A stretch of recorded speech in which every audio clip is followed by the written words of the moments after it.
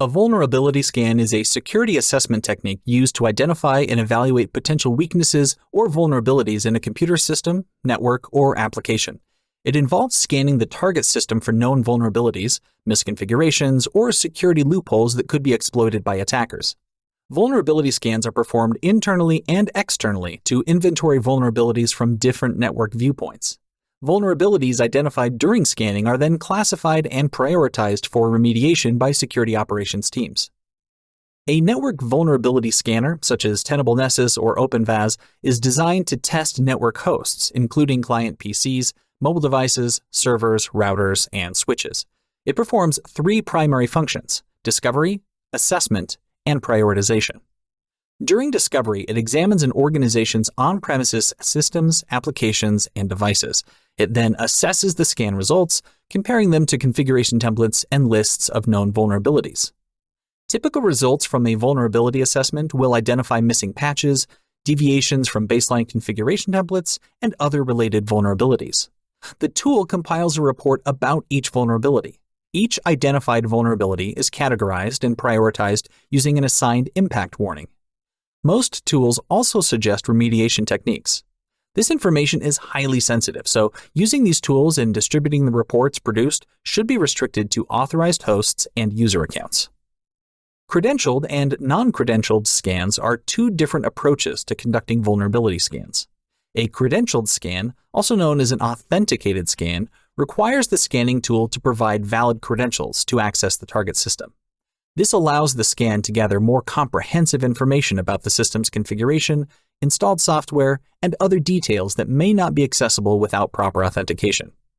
In contrast, non-credentialed scans, also known as unauthenticated scans, don't require credentials to access the target system. Instead, it relies on external scanning techniques to probe for vulnerabilities and potential security issues. Both types of scans have their own advantages and limitations. Credentialed scans offer a more accurate assessment of vulnerabilities, but require privileged access to the target system. On the other hand, non-credentialed scans can be performed remotely and quickly, making them suitable for high-level assessments or initial security checks. However, they generally provide a less detailed view of the system's security posture compared to the credentialed scans. Similarly, application vulnerability scanning describes a specialized method for identifying software application weaknesses. This includes static analysis and dynamic analysis.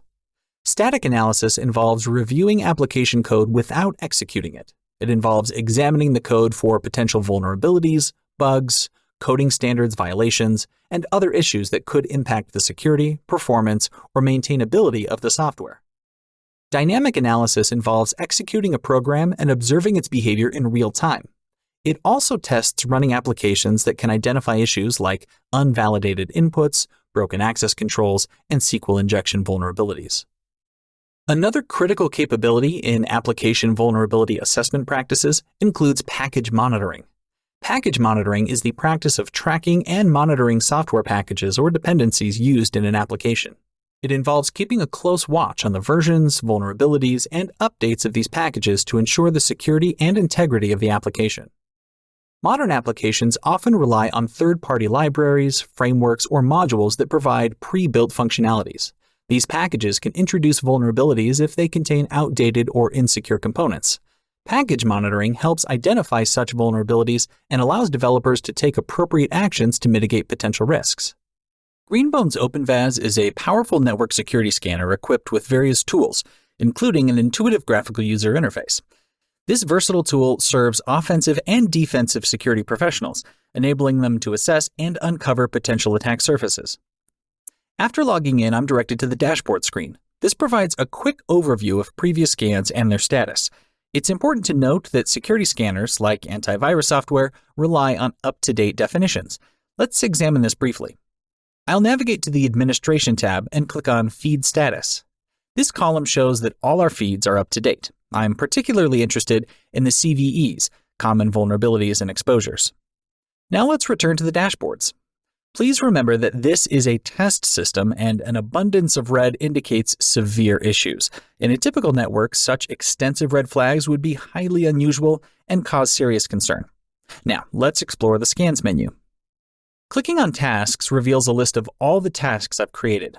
For instance, the Scan All task scans my entire subnet. In the Reports section, you'll see that I've run this task 3 times, each resulting in a report. You can also check the last time the task ran and its severity level. If I want to run the task, I can start by clicking the appropriate arrow icon. Additional actions include deleting, editing, cloning, or exporting the task. Now let's create a new task. There are a couple of ways to do this. We can use the Task Wizard to quickly create a task with default settings, requiring only the entry of the IP address or host name, whether a single target or an entire range of devices. Another approach is to click on New Task. I'll name the task Scan All since it's intended for scanning the entire network. Under Scan Targets, we specify what we want to scan. I've created a new target by clicking here. This opens the new target configuration window. I'll name it Scan All and enter the network address and subnet I want to scan. Here you can also specify exclusions if there are devices on your network you wish to skip. Credentials can be provided for a more comprehensive scan. After clicking Save, we return to the new task window. You'll see that the Scan All target is already selected. For this task, we'll leave the rest of the settings at their default values and click Save. Now, looking at the list of tasks, you can find the Scan All task.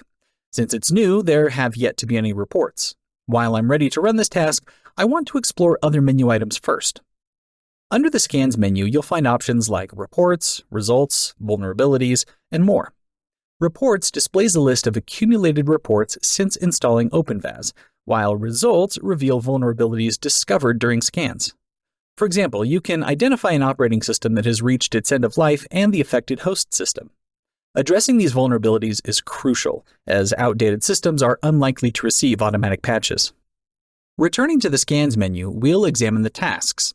On the first page of the list, I'll select a specific report focusing on a task that scanned IP addresses ending with 100, including a vulnerable host called Metasploitable.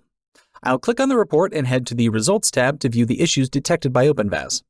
These issues range from passwordless logins to an end-of-life operating system and a VNC brute force login vulnerability. Expanding on a particular point provides detailed information and suggests solutions. Under the Scan menu, there's an extensive list of menu items, including Assets, Configuration, and more. Assets allow you to view scanned hosts, while Configuration lets you create targets and credentials. Lastly, the Administration and Help sections provide access to administration tasks and helpful resources.